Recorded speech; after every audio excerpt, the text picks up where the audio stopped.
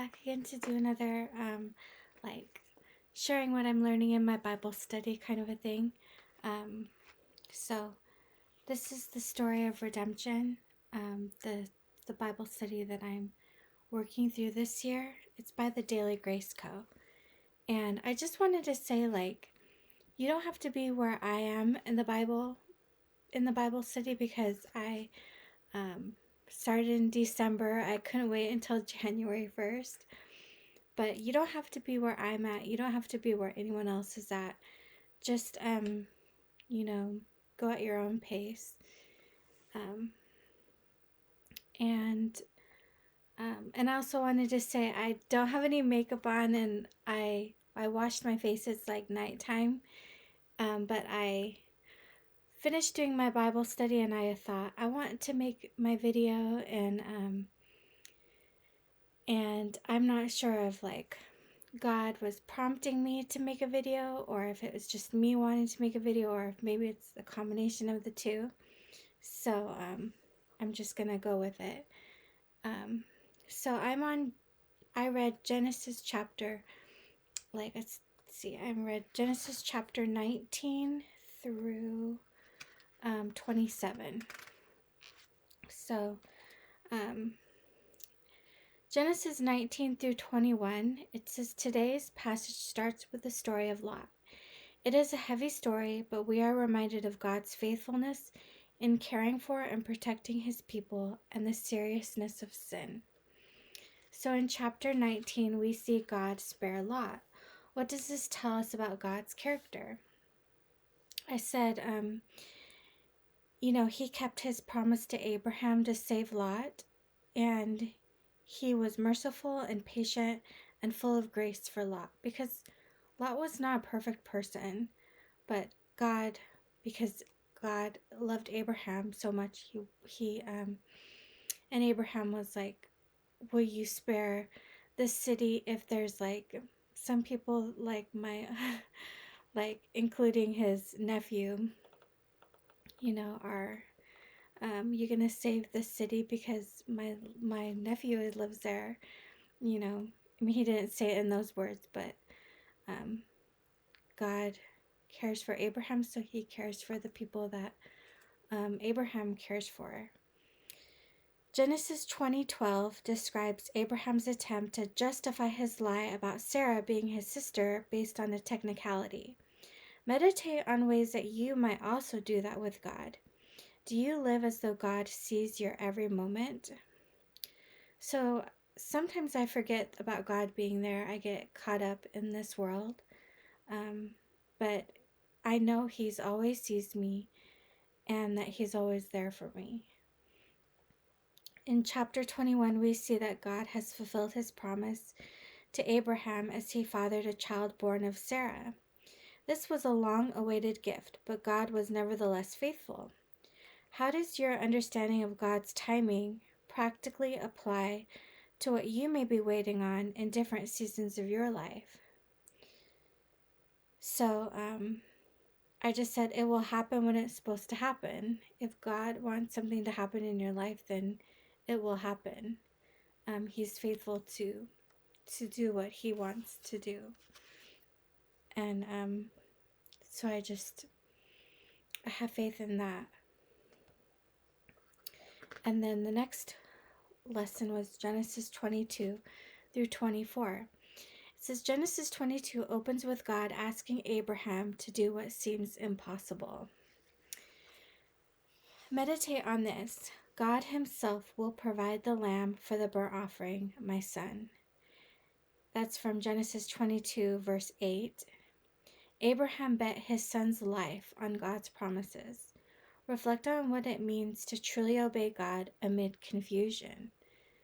And I just said, it isn't easy. I have trouble trusting God.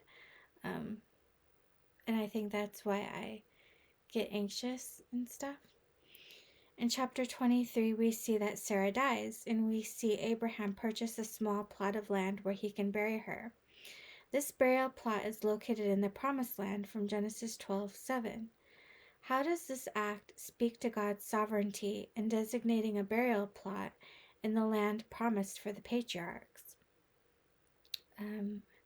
So like Abraham was just kind of wandering around. He didn't really own land, even though God said, I'm giving all this land to you.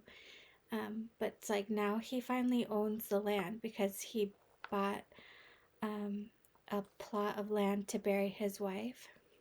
So I just said, if God says it will happen, then it will happen. In chapter 24, we once again see the Lord's provision for Abraham, this time through finding his son a wife. We see how clear God made it to his servant that Rebekah was a woman set aside for Isaac. Think for a moment on the interruption the servant caused in Rebekah's life, and then contemplate how willing she was to go where God called her to go. How does this expand your understanding of obedience to God and his conviction for your life? So he can use anyone. He used, and also to be willing to go wherever God sends you. And that kind of makes me scared to say that because I don't know where God wants to send me. But she knew that this was where she was to go, and it was ordained by God, and she obeyed. So that's really commendable to her. It's inspiring.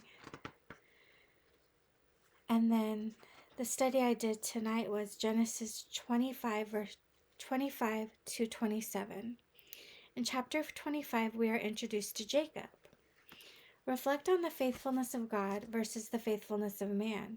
How does God's faithfulness spur you on toward conforming your ways to be his likeness? So I don't know why, but this question was confusing to me, so I just said I don't really know. But I just know I want to be a faithful person to God and to the people I love in my life, and God is an example of the ultimate being who has goodness and faithfulness, and I'd like to be like God in that way, I can never be like God, but like it inspires me just like an older brother or a good father. I want to, go in his footsteps. Think about the amount of time that passed between God's first covenant to Abraham and his reaffirmation of this covenant to Isaac.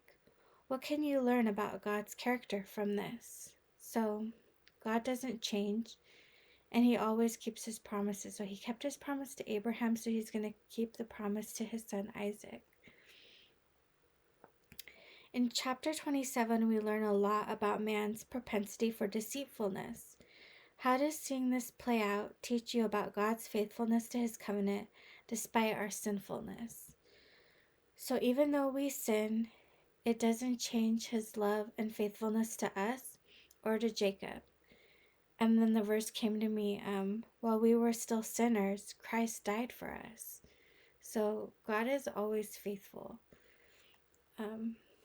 So I thought that was like kind of like the theme to these chapters that I've been reading. So yeah, God is faithful, and he always keeps his promises. So we can count on him and we can trust him.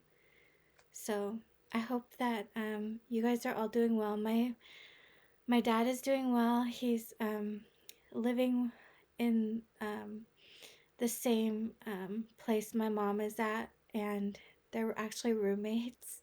So it's kind of cool.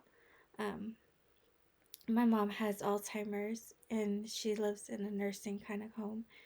And my dad just had heart surgery and had pacemaker put in, so he's recovering from that. So thank you for praying for my dad and my family. I really appreciate that.